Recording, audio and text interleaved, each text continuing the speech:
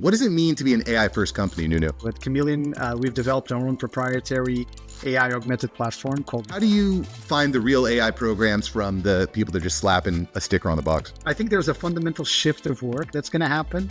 Again, I don't think it's going to happen right now. Again, it's going to happen. It's going to be dramatic. It's not going to happen right now. The key concern that people should have is... What are some of the companies that you're expecting to boom in 2025? We're in the business of taking risks, understanding all the underpinning to those risks. And if we miss risks...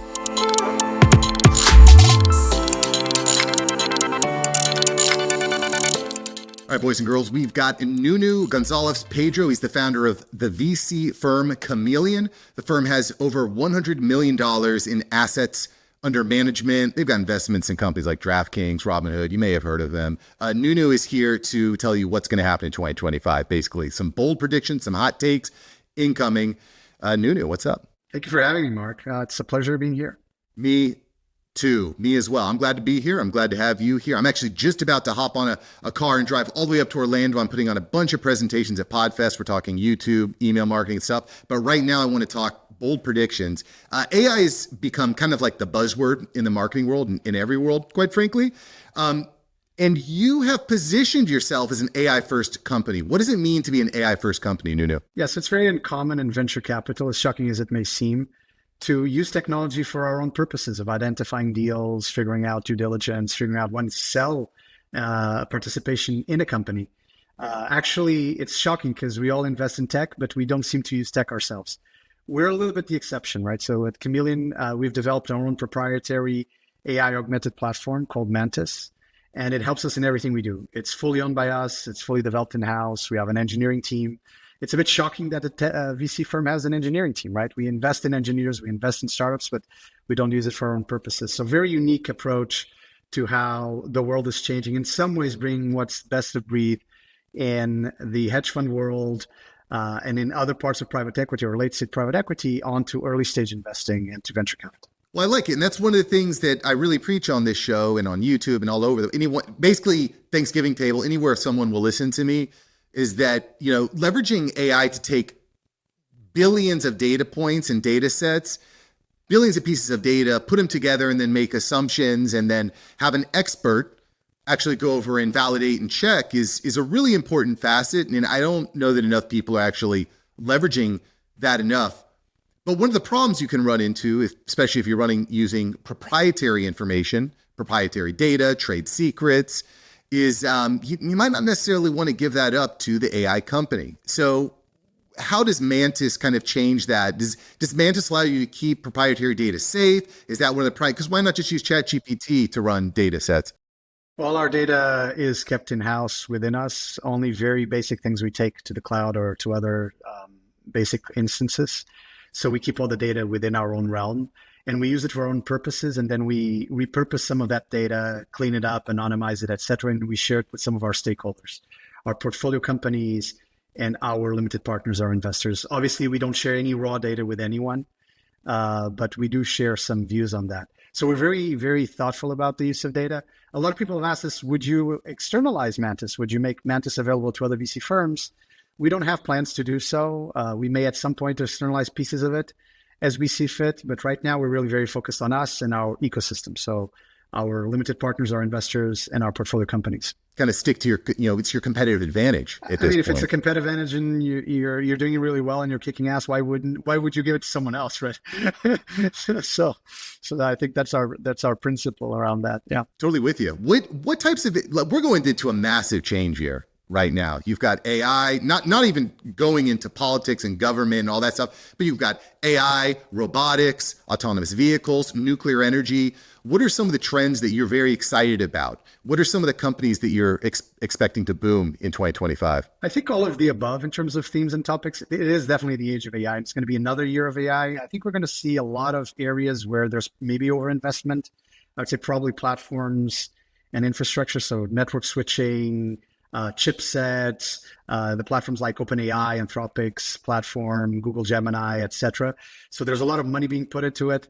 I think our thesis on that is that the big guys are going to win. It's very difficult to sort of take them out of the picture because they're already investing in it, and they'll pay whatever they need to pay to acquire the companies and the talent that takes them to the next level. That said, we think there's niche opportunities to play in that. So if you're an investor or if you're a startup or an entrepreneur and you're thinking about building the next thing, there's still some niches where you can play in. The part that I think is going to go through the roof is what I call the app economy around AI first. In some ways, in 2008, when we had the App Store launching, the mobile app economy was grown, and we had this thing which was mobile first, Snapchat, all these things that were mobile first. We are going to have something similar for AI. And people are still confusing it with platforms. They're not platforms, right? They're using third-party platforms with their own algorithms. And there's a lot of excitement around that and a lot of interesting companies that will come out of that. It's going to be a very noisy market, though. Most are going to fail. So like everything in life, being very selective matters a lot. All the areas around it, like, self-driving cars, robotics, all of that, I think are emerging very nicely. I can't really tell you when we will all have self-driving cars. I do think we're quite close now. And at the risk of, again, abiding by Amar's law, which really states that, we tend to overestimate the speed we get to a revolution, to which I would add, and we tend to underestimate the impact of it. But at the risk of that, I think we're actually closer now to self-driving cars, and there will be a coexistence of all these self-driving vehicles with vehicles that you and I will drive, which we'll see if that will work well or not, right? So let's see how that pans out. But definitely there's a lot of excitement. Now, are we close to AGI, to sort of, the generalist AI entity that might or might not kill us all or might make us all into slaves? I don't think we're there yet. I think we're probably more than a decade away from it. And it will depend on new methodologies and not just pure brute force, as I mentioned earlier. That's fair. And I find that as a Christian doesn't necessarily serve me to be worried about everything that can go wrong in the world, because spoiler alert, things will go wrong in the world. So I'm a Catholic Terminator myself, is not really. So I had myself out to the higher principle and to God, right? So I'm like, at that point in time, if we're all done, then hopefully I'll go to somewhere better. Right. And I mean, Yes. you're seeing like drone armies and robot dogs with flamethrowers on their backs. That's kind of terrifying to an extent. Yeah. But my fear more so, Nuno, is replacing jobs at a pace that people can't. We don't know what to do with the people that get left behind. I've just in my industry as a whole, I do, media marketing. We're optimizing YouTube channels and writing newsletters and manage social media. We're using so much AI to empower the team. I would probably need, I have 10 employees now. I'd probably need 50 employees to do what we're doing. And I'd probably be charging 5 times as much as I am now. But AI has allowed us to reduce costs significantly, give a better experience. Stuff is faster. I'm able to empower my team and train them. I say, listen, y'all, if you want to try a new AI tool, I'll pay for it, test it. Let's try it. Let's find everything. Let's find the right stuff. But my concern there is, what about those 40 people that don't get hired because I'm able to get the job done with 10? I think there's a lot of schools of thought. I'm more on the positive school of thought. I think there's a key issue, which is speed, right? If there's a huge amount of movement of employment all at once, and people all go outside, and all of a sudden you have huge unemployment, there's no way to put people to other work, then that's a different thing. But I'm more on the positive side. I think people will end up going to new jobs that we don't know yet will be created, right? There's jobs that didn't exist before, like people on their spare time driving a car to take someone else to another place didn't exist. People recharging, scooters because they need to be recharged and they're electric, that job didn't exist either. So there's a lot of jobs that didn't exist that will exist in the future. I'm not sure we can predict all of them. And I think there will be a flow of people from one place to another. I think the other part of the school of thought is, obviously, until very recently, many countries, people worked, at least 6 days a week, right? I remember Korea. I think the first time I went there was maybe 2004. I don't want to lie. They were still going from 6 days a week to 5 days a week of working week, right? So could we have a working week that's 4 days a week, right? Could we go to the French system of 35 hours a week? We'll see, right? Or can we codify our work and we are hustling and doing 3 jobs, 4 jobs at the same time, because maybe we are people that have deep expertise in certain areas and we codify with other people. We aggregate our skills and we go and do 3, 4 jobs at the same time. I think there's a fundamental shift of work that's going to happen. Again, I don't think it's going to happen right now. Again, it's going to happen. It's going to be dramatic. It's not going to happen right now. The key concern that people should have is the speed at which you get there.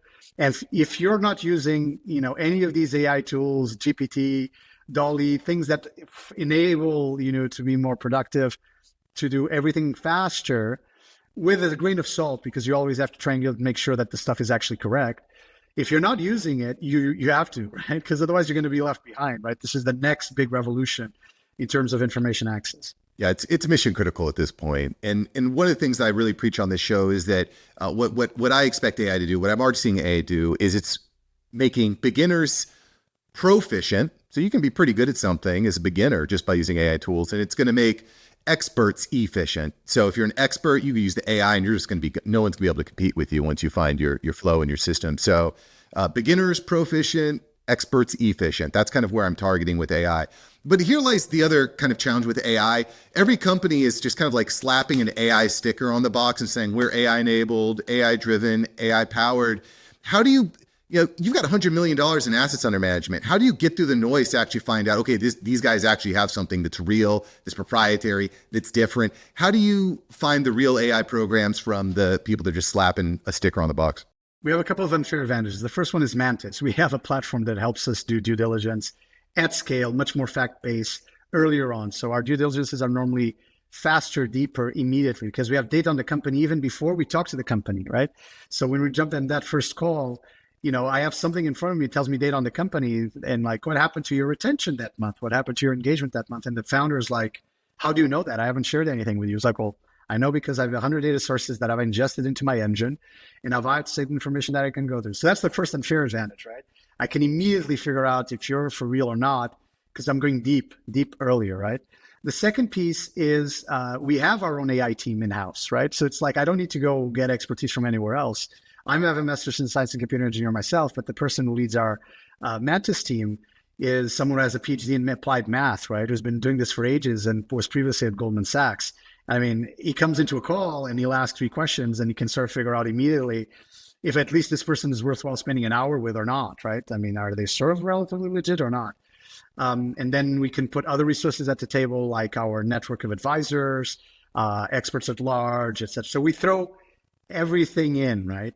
Everyone always says, oh, no. Tell me I hate these things. I hate these articles like the top 7 things you need to do to be successful.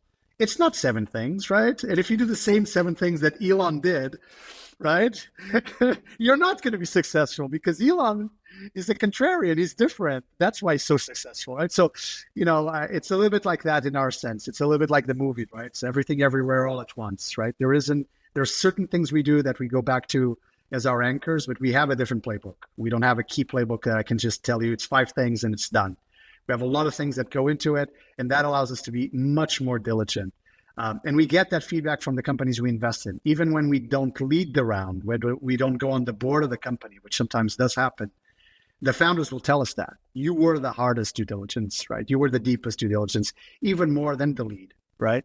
And that's where I want to be. I want to be in the space where we ask questions. We really make sure we understand the risks. That's the business we're in.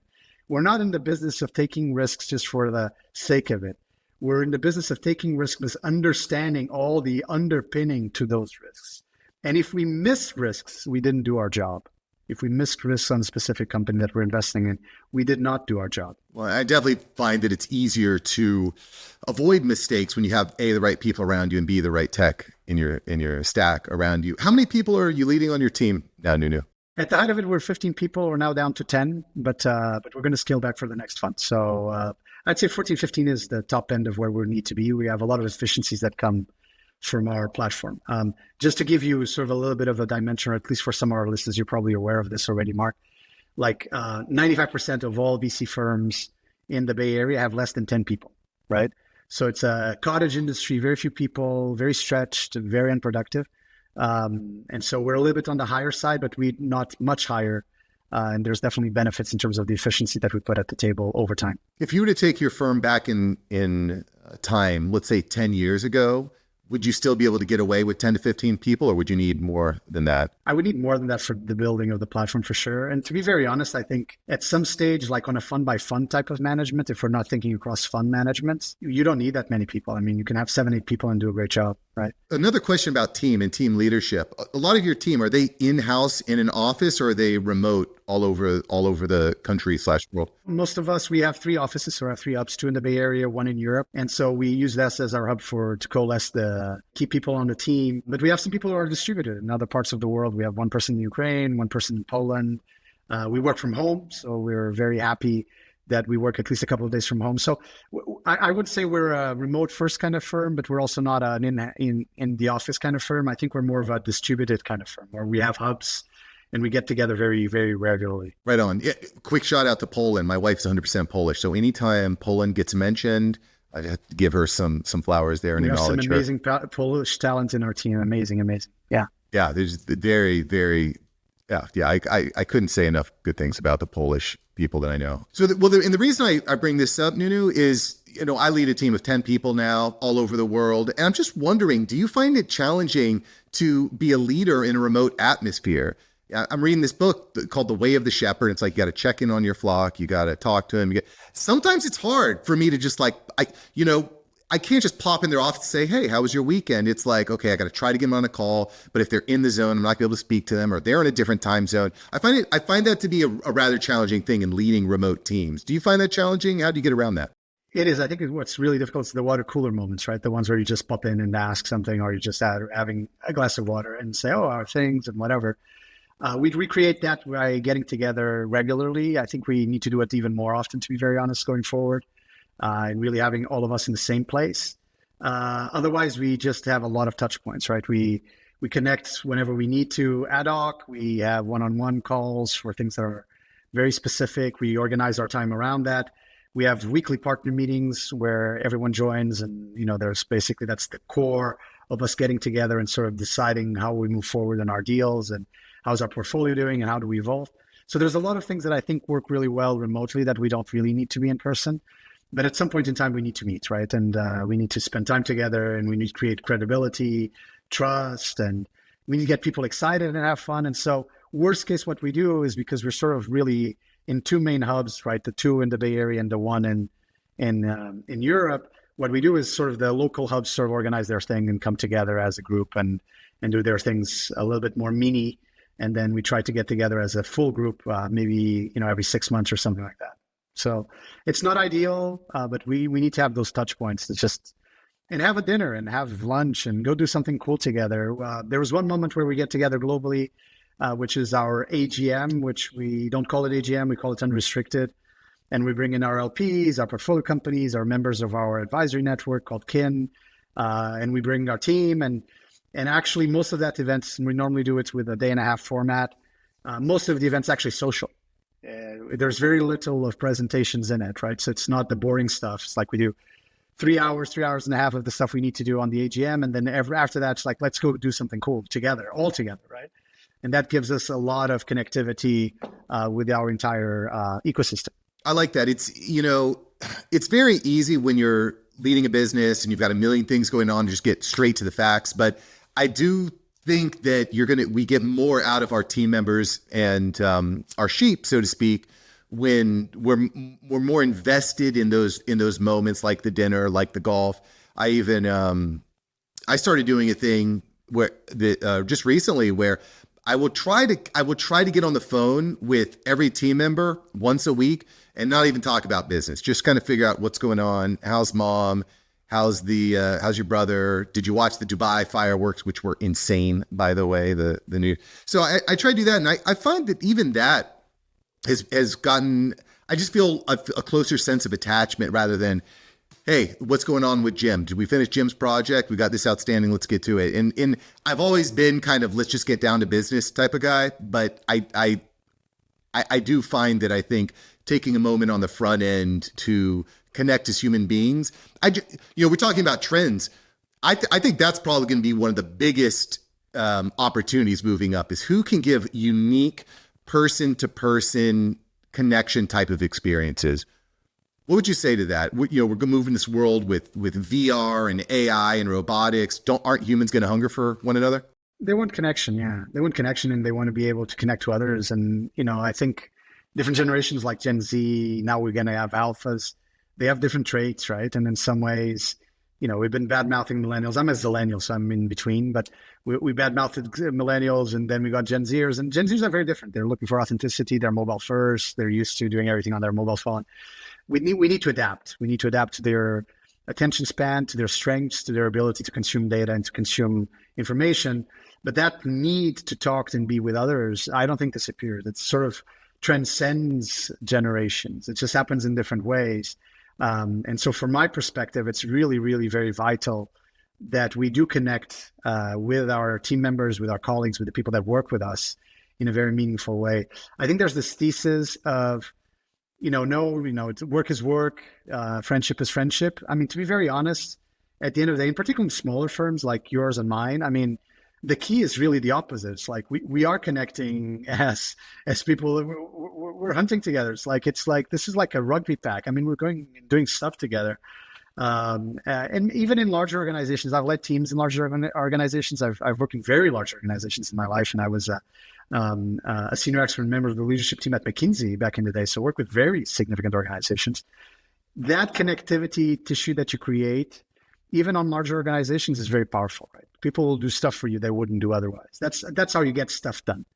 You get the 80 to 100% from someone once they're willing to really go that extra mile because of their leader or their manager or someone that has inspired them to go to that level. And you can't inspire people just with money and then with a stick saying, oh, you're crap, right? I mean, that doesn't work.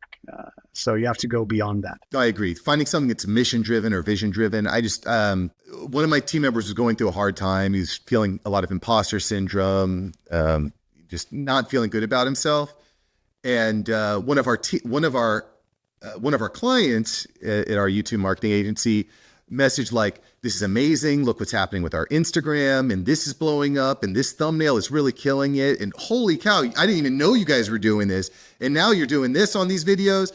And I called my team member to tell him, hey, listen to what Larry just said about the work that you've been doing. And he literally started crying on the phone and said, I'm actually doing something that matters. And that idea of like, we're going to go hunting together, we're mission driven, we're vision driven. I think that's a huge game changer and helped me double my squad over the past year and probably double again this year. I think that's a big point. Well, that's amazing. Congrats. Yeah. That's amazing. Yeah, thanks. Well, long way to go, but that mission driven, vision driven, using the right tech, connecting with the right people, it makes all the difference. It does indeed. Makes all the difference. All right, before I let you go here, what's one industry that you're a little bit nervous about? One industry you might want to steer away from as we go into 2025? I would say, honestly, energy. I think everything related to clean tech, I'd be very thoughtful about it right now. It seems like now it's the time because of nuclear making a huge comeback in the US and other parts of the world, etc. I think it's a bit too early still. So I'm a little bit on the fence on it. That's one industry. It's definitely going to happen, but it's going to happen at scale, and it's going to happen with old technology and legacy for the first time period, and then we'll see what happens next. So I'm a little bit skeptical on some of the elements of that industry. I like that. That's a really hot take. I was on X the other day, and there was this guy talking about how he's got this little egg that goes in your home, and it's fully nuclear powered, and I was like, I don't know. Anyway, that's a great hot take. It's great. There's a lot of advancements, but I don't think this is the year for it. Yeah. Well, it's to your point. It's coming. A lot of stuff's coming really fast, and I think just continuing to iterate, lead, adopt. I think that's where I'm at. So listen, y'all. You can get more Nuno at chameleon.vc. Chameleon.vc. I'll put a link below because the spelling is a little different. Chameleon.vc. He's on LinkedIn. He's on YouTube. He's doing speeches all the time. Nuno, anything else you would like to purvey to our guest today? No, I think just the final note is this is the time, as you said, very early in our conversation today. This is the time for revolution. I mean, we're in an incredibly historic moment where everything's moving at a pace that nobody can really recall. I mean, we can't even remember a world without smartphones, and like the really big movement in smartphones 2007, like it's less than 20 years. So, can you imagine what's going to happen in the future? So this is exciting. And if you don't have this sort of growth mindset and learning mentality, it's going to be tough. If you have a fixed mindset, it's going to be tough. The next decade, 2 decades are going to be very, very tough. So if I were you, I'd start working on stuff. Let's go. And I know the listeners of the After Hours Entrepreneur are on it. So let's go, people. This is our year. We're going to crush it. Nuno, thanks for joining the show here today. Thanks for having me, Mark.